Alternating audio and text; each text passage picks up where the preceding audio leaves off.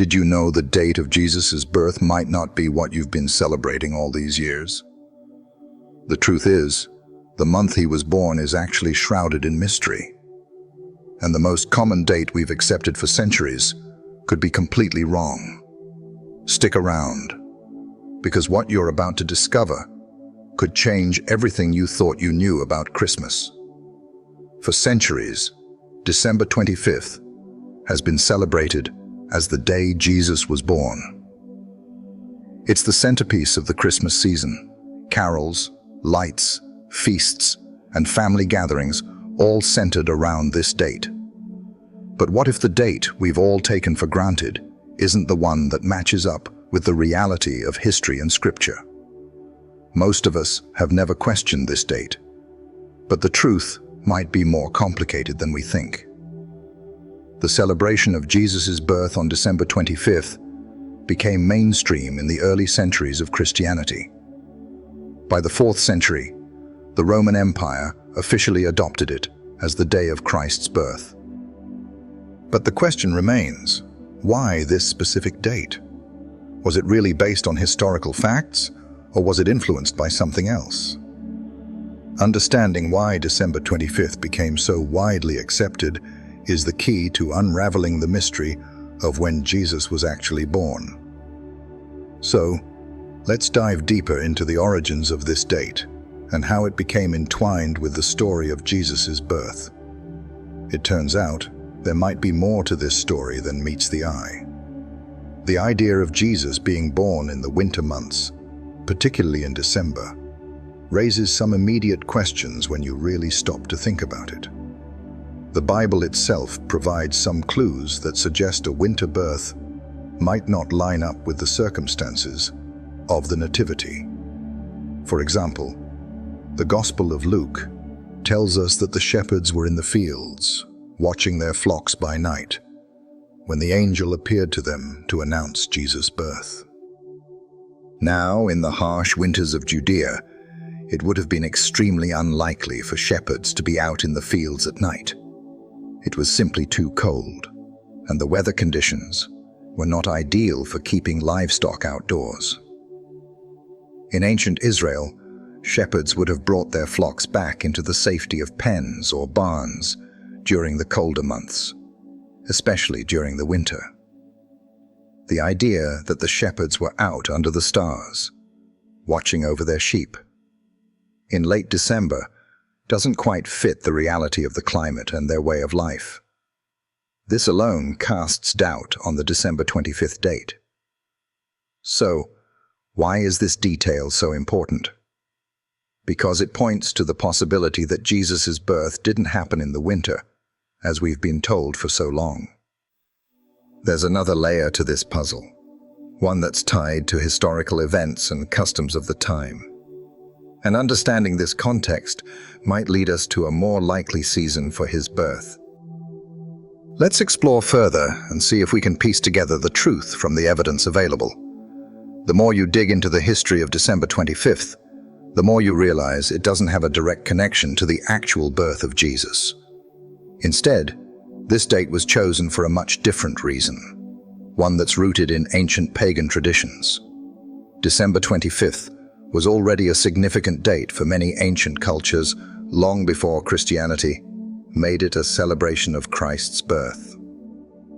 The most prominent influence came from the Roman festival of Sol Invictus, or the unconquered sun. This was a celebration of the sun's return after the shortest day of the year, the winter solstice. In Roman times, the winter solstice marked the day when the sun seemed to rise again, giving hope for longer days and warmer weather. This was a time of renewal and celebration, and for the Romans, it was an important event. By the time Christianity began to spread throughout the Roman Empire, the Church faced a challenge. How could they introduce the birth of Christ to a population that was already deeply rooted in these winter solstice celebrations? The solution seemed obvious. Align Jesus' birth with the already established festival of the sun. This would not only make the transition smoother for new converts, but also provide a Christian twist on a popular pagan holiday. By the early 4th century, the Roman Emperor Constantine officially declared December 25th as the date to celebrate Jesus' birth. This decision was likely an effort to Christianize the existing winter celebrations and make the new faith more appealing to the masses. While it was a strategic move, it didn't reflect the historical reality of when Jesus was born.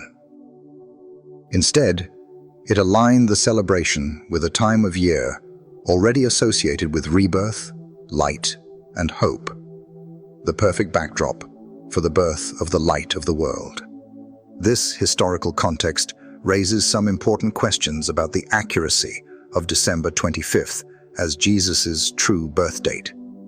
As we continue to dig deeper into the evidence, it becomes clear that there are other factors at play that suggest a different time of year for the Nativity. When we take a closer look at the details provided in the Bible, it's clear that there are certain elements that suggest Jesus was not born in the cold of winter. One of the key details is the mention of shepherds in the fields, as we discussed earlier. But let's dig a little deeper into the actual clues that the Bible gives us, particularly in relation to the timing of the census that brought Mary and Joseph to Bethlehem. The Gospel of Luke tells us that Joseph and Mary traveled to Bethlehem for a census ordered by the Roman Emperor, Caesar Augustus. This was a major event in the Roman Empire, and it required everyone to return to their ancestral hometowns to be counted. This census, along with the journey it required, provides an important clue about the time of year. Historians know that Roman censuses were not typically conducted in the winter months. The Roman Empire, being vast and far-reaching, needed to avoid conducting such a significant event during harsh weather conditions, which would make travel difficult and dangerous. Instead, censuses were generally held during warmer times of the year, when roads were more passable and people could safely make their way to the cities. If Jesus had been born in December, as the traditional Christmas date suggests, it would have meant that Mary and Joseph were traveling through the cold winter months, which seems unlikely given the practical challenges involved. The timing of the census, when people would have been traveling for registration, suggests that Jesus was likely born during a different season, one where traveling was easier and the weather was more hospitable. Given these historical and logistical factors, it's highly probable that Jesus' birth didn't happen in the winter at all. There's a better explanation for the true timing of his birth, and it's rooted in both biblical clues and historical context. So, let's keep going and explore what other details we can uncover. Another important element to consider is the Jewish festival calendar, particularly the Feast of Tabernacles, which could be the key to understanding when Jesus was actually born. This festival, also known as Sukkot, is one of the major celebrations in the Jewish year and holds significant symbolism that may directly tie to the birth of Jesus. Sukkot occurs in the fall, typically around late September or early October. It's a celebration of the harvest, and it's also a reminder of the Israelites' time spent wandering in the wilderness after their exodus from Egypt. During this week-long festival, Jewish families would live in temporary shelters called sukkahs to commemorate this period of time when their ancestors lived in tents. But beyond its historical significance, Sukkot also had deep messianic implications. For many Jews, the Feast of Tabernacles was seen as a time when the Messiah would come to dwell among them. The symbolism of God coming to live with his people was central to the festival. In fact, some Jewish traditions even describe the Messiah as being born during Sukkot, since the festival pointed toward the future fulfillment of God's promise to dwell with his people. Given this connection, it's possible that Jesus' birth was deliberately timed to coincide with the Feast of Tabernacles, signifying that he was indeed the fulfillment of this long-awaited promise. In John's Gospel, there's a passage where Jesus refers to himself as the living water, which directly ties into the water-pouring rituals that took place during the Feast of Tabernacles. It's a clear indication that Jesus, the Messiah, was intimately connected to this festival, which further suggests that his birth may have been intentionally linked to this time of year. By aligning Jesus' birth with the Feast of Tabernacles, we can see how this festival not only fulfilled ancient prophecies, but also reinforced the message that Jesus was the true dwelling of God with his people. This could mean that his birth took place during the fall, likely in September or October, rather than the winter months traditionally associated with Christmas. As we continue to piece together these clues, it becomes clearer that the true timing of Jesus' birth may not be as far off from what we've been taught as we once thought. The connection to the Jewish calendar provides a more likely time frame for his arrival on Earth. Let's explore further to see how these pieces fit together. As we continue to examine the birth of Jesus through a biblical lens, we find that there are more clues scattered throughout Scripture that suggest his birth didn't happen in December. One of the key details often overlooked is the timing of the Star of Bethlehem, which is central to the Nativity story. The Bible describes how a star appeared in the sky, leading the wise men to Bethlehem, where they found the newborn king. But what does this star really tell us about when Jesus was born? The appearance of the star is recorded in the Gospel of Matthew, and it's described as a significant sign that guided the Magi to the location of Jesus. However, this star wasn't just a random celestial event. Astronomers and scholars have long speculated that the star could be linked to a specific astronomical phenomenon, one that can be traced back to the time when Jesus was born. Looking at the movements of the planets and stars, there's evidence to suggest that the Star of Bethlehem could have been a rare conjunction of planets. Some experts believe that the conjunction of Jupiter and Saturn, which occurred around 7 BC, could have been the event that the wise men followed. This rare astronomical alignment would have been a spectacular sight in the sky, and it would have had significant meaning for astrologers and wise men of the time. This timing also suggests that Jesus' birth may have occurred sometime in the late summer or early fall, around 6-7 BC, rather than in the winter. The star's appearance would have been visible for a time, leading the Magi to Bethlehem. This time frame aligns with the idea that Jesus was born during the Feast of Tabernacles, a fall festival, since the star would have had the most significance during this period. The star itself may have been seen as a celestial sign pointing to the arrival of the Messiah, and it could have been a prominent indicator that Jesus' birth was meant to fulfill the prophecies tied to this specific time of year. The astronomical evidence surrounding the Star of Bethlehem further strengthens the case for a fall birth, aligning with the Jewish festival calendar and providing a clearer picture of when Jesus' birth might have actually taken place. As we continue to unpack these details, it becomes increasingly clear that the traditional December 25th date is not likely to be the actual time of Jesus' birth. Another important clue lies in the role of the shepherds, who play a significant part in the nativity story. The Gospel of Luke tells us that the angel appeared to shepherds who were out in the fields, watching over their flocks by night. This is one of the most well-known parts of the Christmas narrative, but it's also a detail that suggests a different time of year for Jesus' birth. In ancient Judea, shepherds would have been out in the fields during certain times of the year, particularly during the warmer months. The winter season, however, was a time when the weather was harsh, and it wasn't ideal for shepherds to be out in the fields overnight.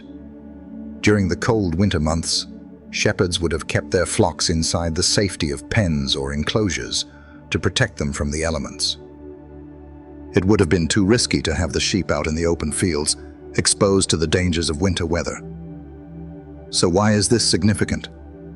Because the fact that the shepherds were in the fields at night suggests that Jesus' birth likely took place during a time of year when it was warm enough for them to be outside. This would have been during the spring, summer, or fall months.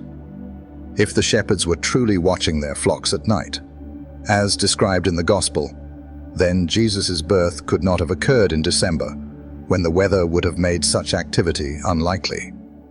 This observation adds another layer to the argument that Jesus wasn't born in winter. It also helps to narrow down the potential time frame for his birth to a more plausible season. As we continue to consider the different elements of the nativity story and how they align with the time of year, it becomes clear that a fall or early winter birth is much more likely than the traditional December date we've long accepted. One of the most significant factors to consider when determining the timing of Jesus' birth is the Roman census mentioned in the Gospel of Luke. This census required everyone to return to their ancestral hometowns for registration, which is why Mary and Joseph traveled to Bethlehem. However, understanding how the census worked in the Roman Empire helps us better understand why Jesus' birth couldn't have occurred in the dead of winter. In the Roman world, censuses were typically conducted during times of the year when travel was most feasible.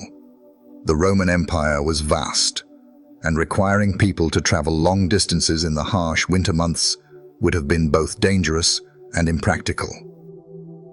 Harsh weather conditions could make roads impassable and increase the risks of travel, especially for people who were pregnant or elderly. Historical records and Roman customs show that censuses were usually conducted in the spring or the fall, when travel was easier and safer. The Roman authorities wouldn't have chosen winter to conduct such an important event, as it would have put too many people at risk. This is another reason why a December birth for Jesus doesn't line up with the facts. The timing of the census suggests that Mary and Joseph's journey to Bethlehem was more likely to have occurred in the fall, during a time of year when traveling was more practical. This piece of historical evidence adds to the growing case that Jesus was born in a season other than winter, and it further strengthens the argument that the true date of his birth falls somewhere in the fall or early winter, rather than December 25th. By looking at the logistics of the census and the challenges that would have been involved in traveling during the winter months, we begin to see that a different time frame makes much more sense.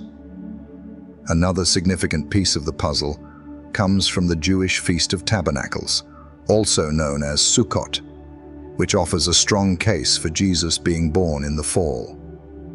This feast, one of the most important in the Jewish calendar, is celebrated in late September or early October.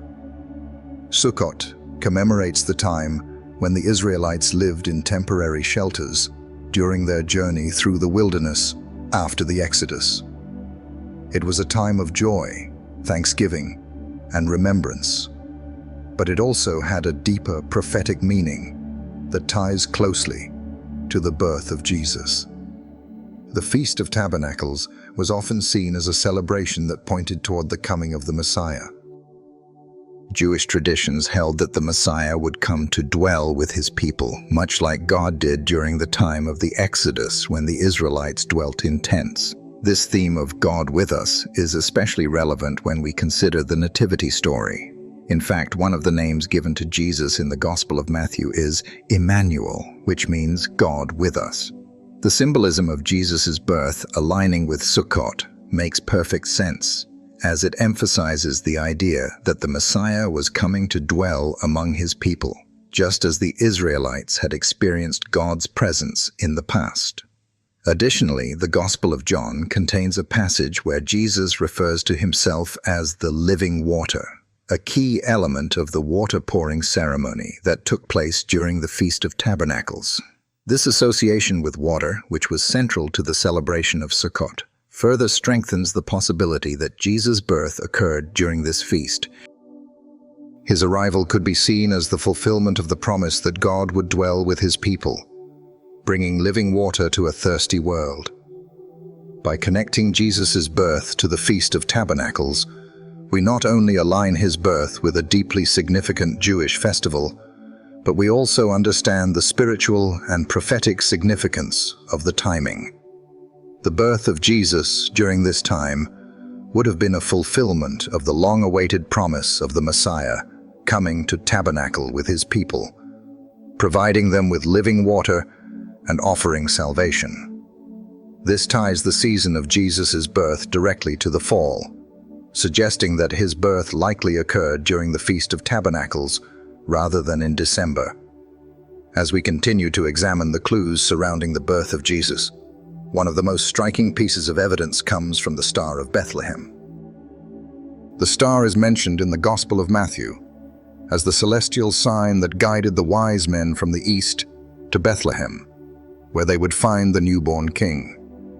But what exactly does this star tell us about the timing of Jesus' birth? Astronomers and scholars have long speculated about the nature of the Star of Bethlehem, trying to pinpoint its origins and significance. Some believe the star was a supernatural phenomenon, a direct sign from God. Others propose that it could have been a rare astronomical event, such as a planetary conjunction. In fact, one of the most widely accepted theories is that the Star of Bethlehem was a conjunction of the planets Jupiter and Saturn that occurred in 7 BC. This rare alignment of the two planets would have created a bright and highly visible star in the night sky, one that would have caught the attention of astrologers and wise men. Planetary conjunctions like the one in 7 BC were highly significant to ancient astrologers, and such an event would have been seen as an important omen, especially for those who believed in the arrival of a great leader or king. The timing of this conjunction, occurring in the late summer or early fall, further suggests that Jesus' birth was likely to have taken place during that time, rather than in the winter. The appearance of the star itself is also key to understanding the timeline of Jesus' birth. The wise men saw the star, followed it, and arrived in Bethlehem to find Jesus. This suggests that the star wasn't just a fleeting event, but a visible phenomenon that lasted long enough for them to travel and find the newborn king. This would have taken some time, indicating that Jesus' birth likely happened several months before the wise men arrived. Given the timing of the planetary conjunction, it's reasonable to conclude that Jesus was born in the late summer or early fall. By examining the astronomical evidence, it becomes clear that the Star of Bethlehem likely appeared during a time that aligns with the fall season, further suggesting that Jesus' birth took place around the time of the Feast of Tabernacles rather than the cold of winter. The connection between the star, the wise men, and the timing of Jesus' birth helps paint a clearer picture of when this momentous event might have occurred. As we consider the possibility of a fall birth for Jesus, it's important to reflect on the broader historical context and the consistency of the clues we've gathered. The evidence pointing to a September or October birth isn't just based on speculation. It aligns with several key details that, when put together, create a compelling case for a time of year other than December. One of the most significant factors is the alignment of Jesus' birth with the Jewish festival calendar. The Feast of Tabernacles, or Sukkot, holds profound symbolism in the Jewish faith and is directly linked to the idea of God dwelling with his people. Jesus' birth could have been intentionally timed to fulfill this prophetic theme.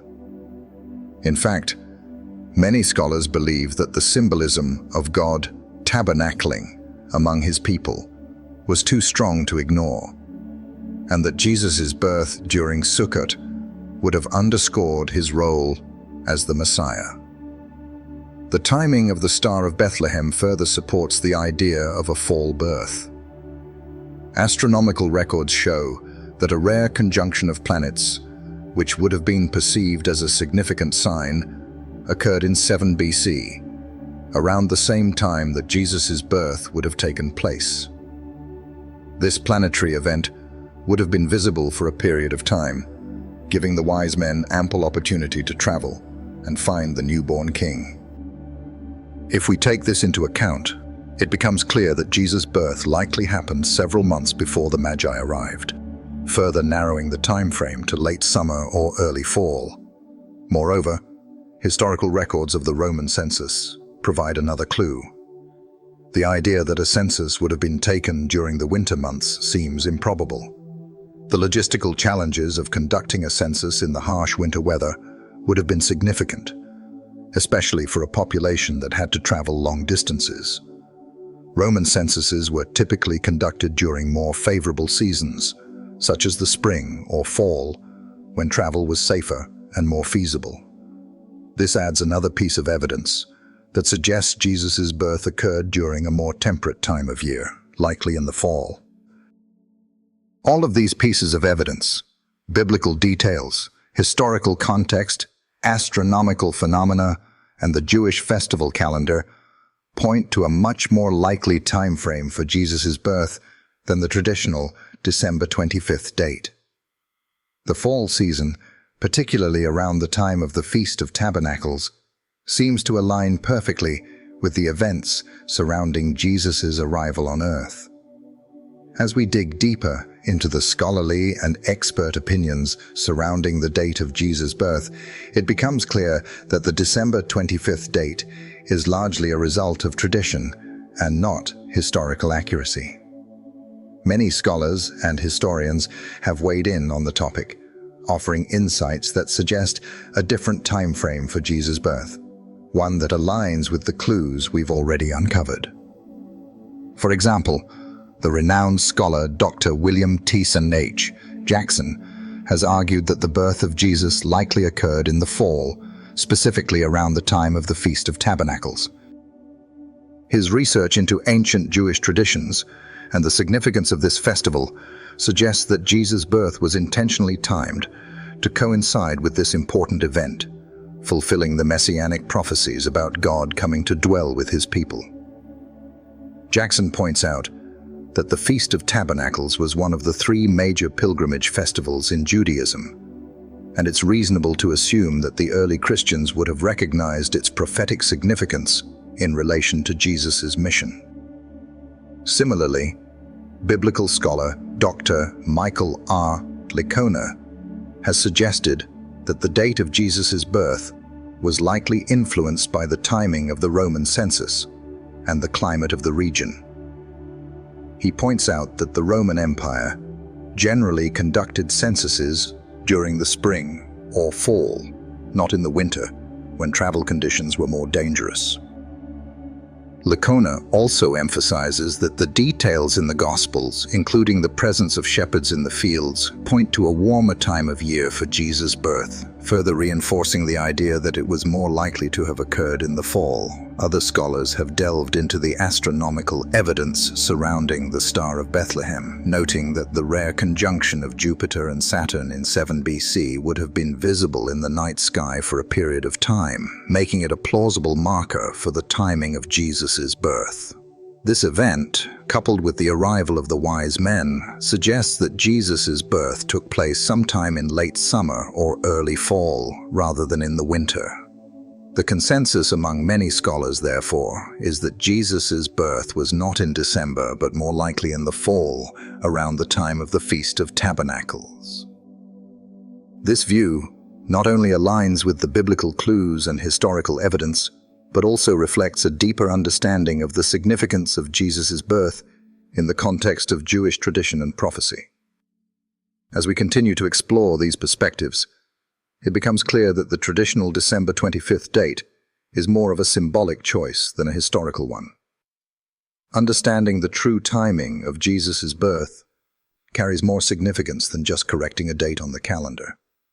The birth of Jesus represents the moment when God chose to dwell among his people, to bring light into a dark world.